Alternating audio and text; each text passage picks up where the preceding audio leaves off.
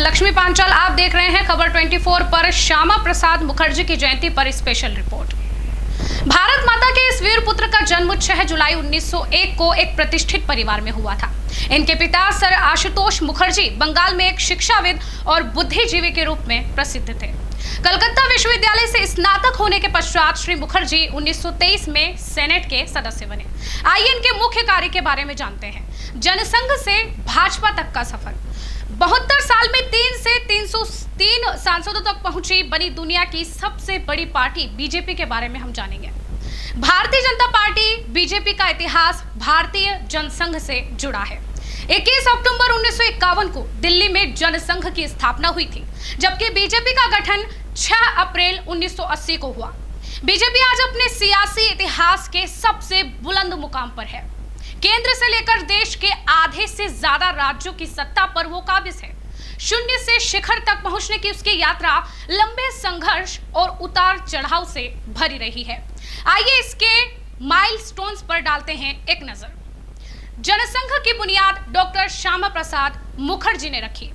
आजादी के बाद पंडित जवाहरलाल नेहरू की अगुवाई वाली कांग्रेस सरकार में डॉक्टर श्यामा प्रसाद मुखर्जी हिस्सा रहे, लेकिन 19 अप्रैल 1950 को उन्होंने मंत्रिमंडल से इस्तीफा देकर कांग्रेस के विकल्प के रूप में एक राजनीतिक दल खड़ा करने का फैसला किया।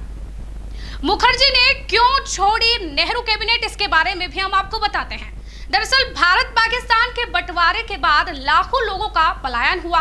दोनों ही देश भीषण दंगों से पीड़ित थे, जिसके चलते नेहरू लियाकत समझौता हुआ। इस समझौते में कहा गया था कि दोनों ही देश अपने अपने देश में अल्पसंख्यक आयोग गठित करेंगे। पंडित नेहरू की नीतियों के विरोध में एक वैकल्पिक राजनीति की इच्छा डॉक्टर श्यामा प्रसाद मुखर्जी के मन में पहले से ही थी। नेहरू लियाकत समझौते को नेहरू की मुस्लिम तुष्टीकरण की नीति बताते हुए श्यामा प्रसाद मुखर्जी ने 19 अप्रैल 1950 को केंद्रीय उद्योग मंत्री पद से इस्तीफा दे दिया और कांग्रेस के विकल्प के रूप में एक नई राजनीतिक पार्टी खड़ी करने का बीड़ा उठाया। जनसंघ का गठन क्यों हुआ, ये भी आपको बताते चलते हैं, जो कि इस स्पेशल रिपोर्ट का मुख्य उद्देश्य है। जनसंघ बनने के पीछे का मुख्य रूप से 2 वजह मानी जाती हैं।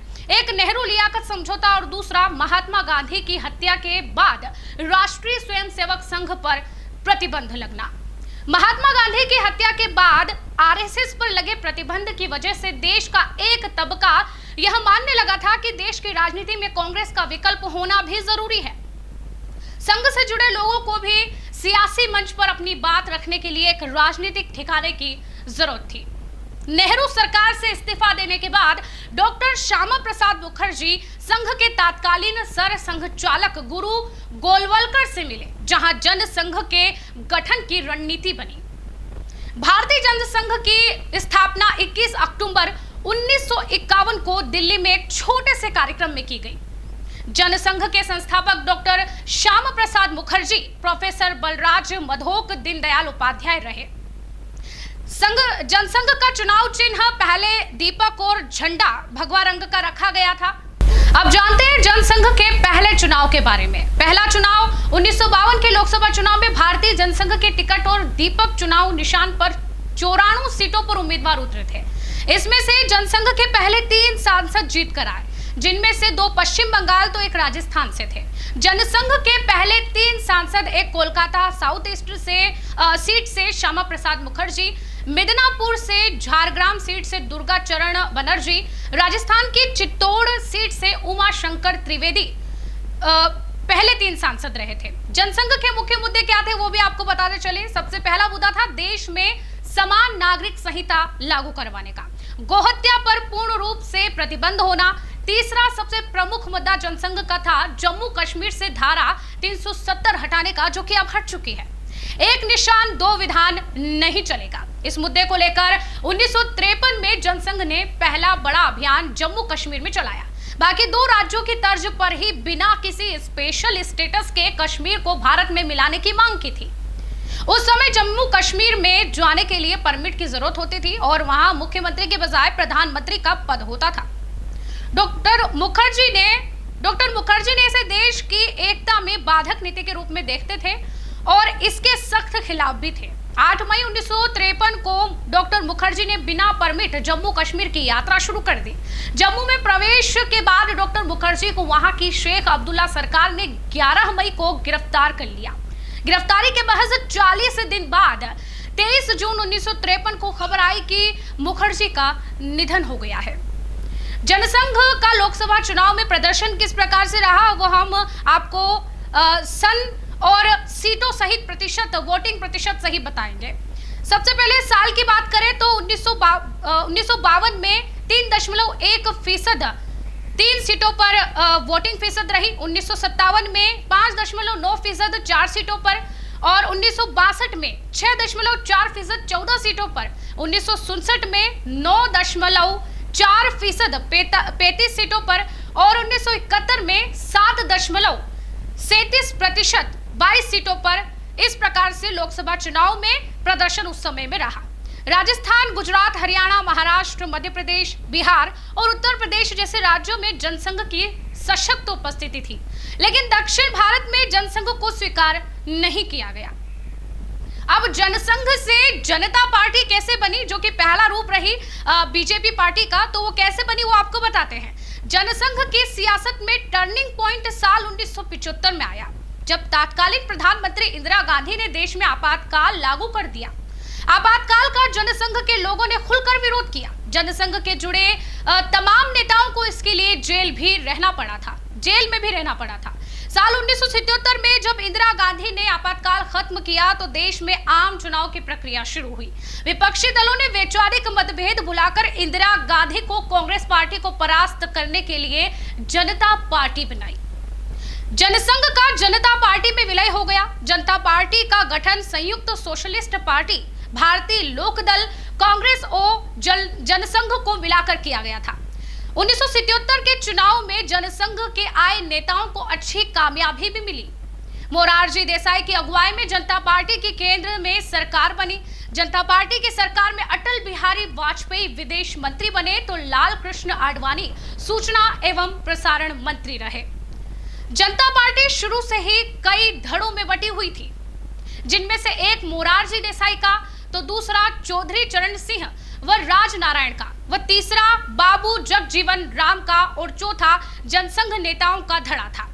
समाजवादियों ने जनसंघ से आए नेताओं के खिलाफ मोर्चा खोल रखा था। 1978 में समाजवादी नेता मधु लिमये ने दोहरी सदस्यता का मुद्दा उठाया। इसके बाद बहस छिड़ गई कि जनता पार्टी में शामिल जनसंघ के लोग राष्ट्रीय स्वयंसेवक संघ और जनता पार्टी के सदस्य एक साथ नहीं रह सकते, क्योंकि जेपी ने जनसंघ नेताओं को इसी शर्त पर साथ लिया था कि वे आरएसएस की सदस्यता को पूरी तरह से छोड़ देंगे। समाजवादियों ने जब उनको संघ की सदस्यता छोड़ने के लिए कहा तो उन्होंने मना कर दिया। ऐसे में इंदिरा गांधी के खिलाफ किया गया जनता पार्टी का सियासी प्रयोग विफल ही साबित हुआ। 1979 में जनता पार्टी की सरकार गिर गई। लोकदल के नेता चौधरी चरण सिंह कांग्रेस के समर्थन से प्रधानमंत्री बने। जनता पार्टी से भारतीय जनता पार्टी आरएसएस की सदस्यता छोड़ने के मुद्दे पर जनता पार्टी टूट गई थी। यह हम वो बता रहे हैं जिससे जनता पार्टी भारतीय जनता पार्टी में कन्वर्ट हुई, यानी कि भारतीय जनता पार्टी उसका नाम हुआ। जनसंघ के नेताओं ने अपनी अलग पार्टी बनाने का निश्चय कर लिया था। इस तरह भारतीय जनता पार्टी अब अस्तित्व में आई। 1980 के लोकसभा चुनाव में जनता पार्टी को करारी हार का मुंह देखना पड़ा। इसके बाद जनता पार्टी की कार्यकारिणी की बैठक में प्रस्ताव पास किया गया और जनता पार्टी के नेताओं का आरएसएस से जुड़ाव रखना प्रतिबंधित कर दिया गया। ऐसे में जनसंघ से जनता पार्टी में आए नेता नए सियासी विकल्प सोचने लगे। 1980 के आते आते जनता पार्टी में समाजवादी और जनसंघ से जुड़े नेताओं के रास्ते भी अलग हो गए।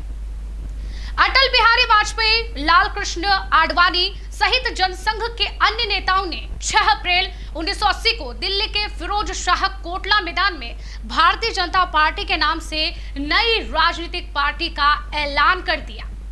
अटल बिहारी वाजपेयी बीजेपी के इसमें पहले अध्यक्ष बने। बीजेपी का चुनाव चिन्ह कमल अभी है, लेकिन जनसंघ का चुनाव चिन्ह दीपक था, जबकि बीजेपी का चुनाव चिन्ह अभी कमल का फूल रखा गया। बीजेपी संस्थापकों ने कमल को चुनाव चिन्ह इसीलिए बनाया क्योंकि इस चिन्ह को ब्रिटिश शासन के खिलाफ क्रांतिकारियों ने इस्तेमाल किया था। यह भारतीयता को दर्शाता है। कमल के फूल को हिंदू परंपरा से जोड़कर भी देखा जाता है। कमल राष्ट्रीय फूल भी है। इस तरह से कमल के फूल को चुनाव चिन्ह बनाकर बीजेपी हिंदुत्व और राष्ट्रवाद दोनों को साधती है। हमारे महान व्यक्तित्व के धनी भारत के वीर पूत श्यामा प्रसाद मुखर्जी के विचार आज भी लोगों को ताकत देते हैं और मैं आज विश्व की सबसे बड़ी पार्टी भारतीय जनता पार्टी का अस्तित्व रूप जनसंघ की स्थापना करने वाले डॉक्टर श्यामा प्रसाद मुखर्जी की जयंती पर उन्हें शत शत नमन करती हूं। उनके ऊंचे आदर्श लाखों लोगों को आज भी प्रेरित करते रहते हैं। डॉक्टर मुखर्जी ने भारत की एकता और प्रगति के लिए अपना जीवन खपा दिया। उन्होंने एक असाधारण विद्वान के रूप में भी अपनी पहचान बनाई है। खबर 24 न्यूज चैनल की पूरी टीम ऐसे महान व्यक्तित्व के धनी डॉक्टर श्यामा प्रसाद मुखर्जी की जयंती पर उन्हें भावभीनी श्रद्धांजलि अर्पित करती है। फिलहाल के लिए इस स्पेशल रिपोर्ट में इतना ही। बने रहिए खबर 24 के साथ।